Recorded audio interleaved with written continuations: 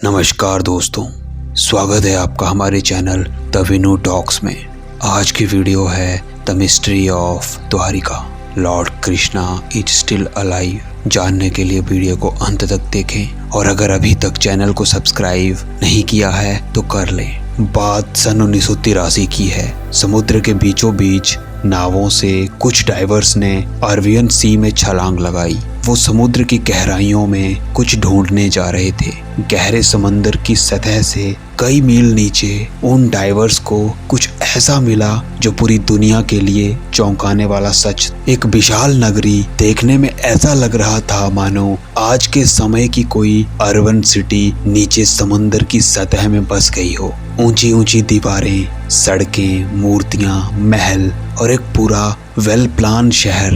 समुंदर के अंदर ऐसी नगरी देखकर वो सारे हक्के बक्के और हैरान हो। पत्थरों के सैंपल लेकर उनकी जांच करने पर पता चला कि ये पत्थर महाभारत के समय के हैं और ये वो नगरी है जिसके बारे में महाभारत में भी बताया गया है। ये कहानी है दोस्तों श्री कृष्ण की नगरी द्वारिका की। भगवान विष्णु जी के 4 धामों में से एक द्वारिका गुजरात की जामनगर डिस्ट्रिक्ट में अरबियन सी के किनारे बसा एक छोटा सा शहर, जहां हजारों कृष्ण भक्त दूर दूर से श्री कृष्ण की बस एक झलक देखने को आते हैं। भागवत पुराण के 10वें संत के अनुसार कंस का वध करने के बाद श्री कृष्ण पूरे यादव वंश के साथ मथुरा में रहने लगे। कंस की मौत से क्रोधित होकर उसके ससुर जरासंध ने मथुरा पर हमला बोल दिया। एक के बाद एक जरासंध ने मथुरा पर 17 बार हमला किया। इन लगातार हमलों से परेशान होकर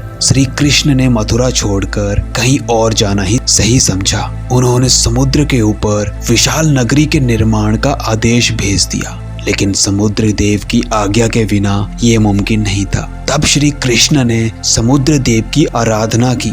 समुद्र देव ने प्रसन्न होकर समुद्र के बीचों बीच श्री कृष्ण जी को 12 योजन धरती प्रदान की। इसी धरती पर भगवान विश्वकर्मा ने द्वारका का निर्माण किया। द्वारका एक वेल प्लान्ड सिटी थी जो आज के जमाने की अर्बन प्लानिंग को भी मात दे सकती थी।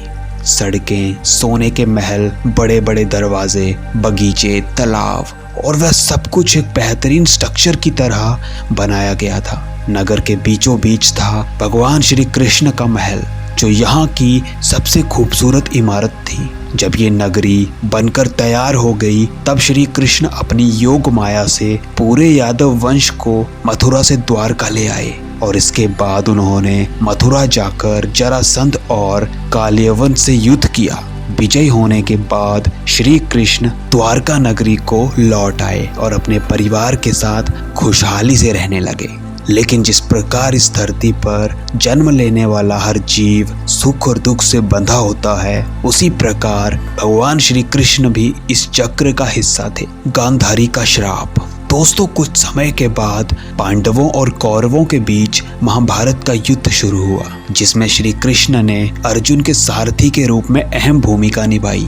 आपको बता दें कि 18 दिनों तक यह भीषण युद्ध चलता रहा, जिसमें आखिरकार पांडवों की जीत हुई। महाभारत के स्त्री पर्व के अनुसार जब कौरवों की माता गांधारी ने अपने पुत्रों के मृत शरीर देखे तो उन्होंने युद्ध के लिए श्री कृष्ण को दोषी ठहराया। उन्होंने क्रोध में आकर श्री कृष्ण को श्राप दे दिया कि जिस तरह उनके पुत्रों और वंश का आपस में युद्ध करके विनाश हुआ है, उसी प्रकार ठीक 36 साल के बाद श्री कृष्ण के वंश का भी विनाश होगा। भगवान श्री कृष्ण ये जानते थे कि उनके वंश का विनाश आपस में लड़कर ही होगा, इसलिए उन्होंने इस श्राप को हंसकर स्वीकार किया। लेकिन माता गांधारी के श्राप के साथ एक और था जो यादव वंश के लिए सर्वनाश बना, डिस्ट्रक्शन ऑफ द्वारका।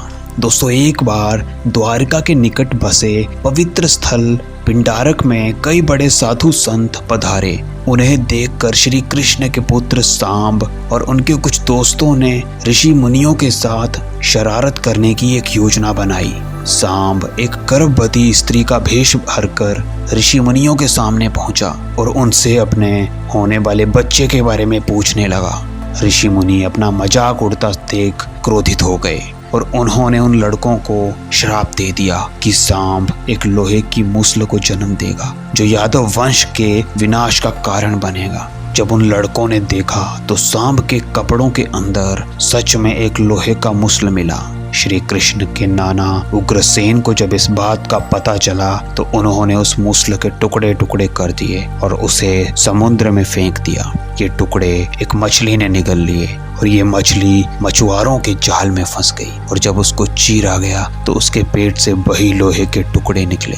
एक शिकारी ने वो टुकड़े निकालकर नुकीले तीर बनाने में इस्तेमाल किए, लेकिन टुकड़े होकर खत्म हो जाने के बाद भी यह लोहे का मूसल यदुवंश के विनाश का कारण कैसे बनता है। 36 साल बीत चुके थे दोस्तों और माता गांधारी के श्राप के एक साकार होने का समय आ गया था। यदुवंशी नशे और मदिरा की लत में धुत हो चुके थे। धीरे धीरे उन्होंने एक दूसरे से ही लड़ना शुरू कर दिया। ये लड़ाई इतनी बढ़ गई कि यादव वंश के अंदर ही अंदर युद्ध होने लगे। श्री कृष्ण के पुत्रों ने भी आपस में युद्ध करना शुरू कर दिया। एक एक करके पूरे वंश का विनाश हो गया और तो और बलराम ने भी धरती का त्याग कर दिया।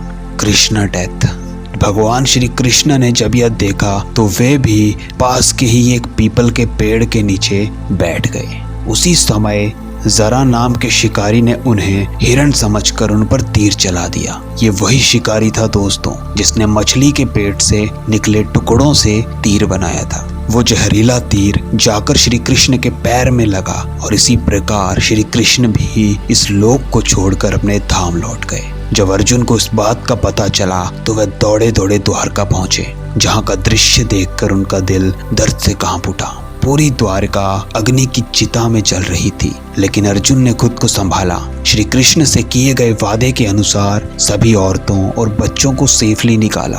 खाली होते ही द्वारका नगरी देखते ही देखते कुछ ही पलों में समुद्र के आंचल में समा गई और श्री कृष्ण की ये द्वारिका अरब सागर में कहीं खो गई। अ सिटी फाउंड अंडर वाटर। वर्तमान में द्वारका को 2 हिस्सों में बांटा गया है, द्वारका और बेट द्वारका। द्वारका समुद्र के किनारे बसा एक शहर है और बेट द्वारका समुद्र के बीच एक बसा द्वीप। कई सालों तक पुराणों में द्वारका को सिर्फ एक कहानी और झूठ मानकर नेग्लेक्ट किया गया। काफी ढूंढने के बाद भी ऐसा कोई सबूत नहीं था जो हमारी पौराणिक कथाओं में बसी इस खूबसूरत नगरी के असली होने का प्रूफ दे सकता था। सन 1930 में खोज शुरू हुई और बेट द्वारका के आइलैंड के कई एविडेंस मिले। सन 1963 में यहाँ पहला एस्ट्रोलॉजिकल एग्जीबिशन किया गया जिसमें कई सारे आर्टफैक्ट्स और मूर्तियां भी मिली। इन फाइंडिंग से इंटरेस्टिंग चीज सामने आई जिसके मुताबिक श्री कृष्ण द्वारका से अपने पूरे राज्य का एडमिनिस्ट्रेशन देखते थे और बेट द्वारका में अपने परिवार के साथ रहते थे। इसके बाद सन 1983 से 1990 के बीच एक under water archaeologist doctor SR Rao ने और उनकी टीम ने इस मिशन को पूरा करने के लिए कदम बढ़ाया। पानी के अंदर बहुत दिनों तक ढूंढने के बाद उन्हें पानी के नीचे एक अद्भुत नगरी के अवशेष मिले। उस नगरी की दीवारों की मजबूत नींव के साथ कई पत्थर, खंबे, मूर्तियां, इरिगेशन सिस्टम और भी बहुत कुछ। The real Dwarka. लेकिन इस बात का अंदाजा कैसे लगाया जा सकता था कि पानी के अंदर ग्राउंड लेवल से कई गुना नीचे जो रुइंस मिले थे वो श्री कृष्ण की नगरी के ही थे। दोस्तों, इस बात की पुष्टि करने के लिए आर्कोलॉजिस्ट ने उन पत्थरों की कार्बन डेटिंग निकालने का फैसला किया। कार्बन डेटिंग एक ऐसी प्रोसेस होती है जिसमें इंस्ट्रूमेंट्स के थ्रू इन पत्थरों की पॉसिबल एज निकाली जाती है और पता लगाया जाता है कि आखिर ये कितने पुराने हैं। डॉक्टर नरहरि आचार्य ने महाभारत में मेंशन ग्रहों की स्थिति और एस्ट्रॉइड्स की जानकारी से ये कैलकुलेट किया कि महाभारत का युद्ध 3126 BC में हुआ था। महाभारत के हिसाब से द्वारका का निर्माण भी द्वापर युग में ही हुआ था और इन पत्थरों की कार्बन डेटिंग निकालने के बाद पता चला कि ये पत्थर उस समय से काफी क्लोजली रिलेटेड हैं। लेकिन पत्थर तो किसी भी समय के हो सकते हैं, तो फिर इस बात का स्ट्रॉन्ग एविडेंस कैसे कंसीडर किया जा सकता है? इसलिए आर्कोलॉजिस्ट ने समुद्र के अंदर मिली इस नगरी का एरिया मापना शुरू किया और सरप्राइजिंगली इस एरिया का मेजरमेंट था 12 योजन, जो कि भागवत पुराण के हिसाब से उस धरती का माप था जो श्री कृष्ण को द्वारका के निर्माण के लिए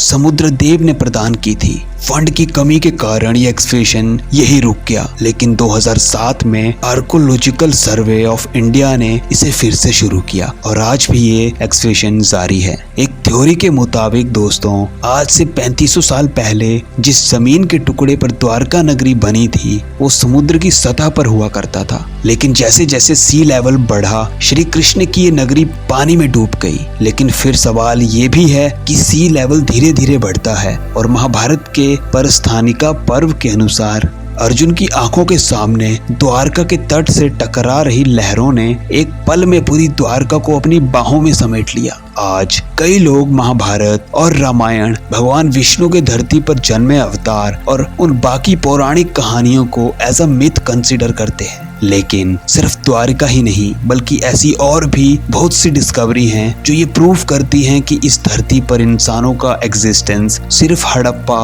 मोहनजोदारो के समय का नहीं बल्कि उससे भी हजारों वर्ष पहले का है। अगर आपको ये वीडियो पसंद आई हो तो इसे लाइक करें, शेयर करें और कमेंट्स में हमें अपना एक्सपीरियंस बताएं। इस तरह की और भी वीडियोस के लिए बने रहें हमारे साथ। मिलते हैं दोस्तों आपसे अगली वीडियो में, तब तक के लिए धन्यवाद।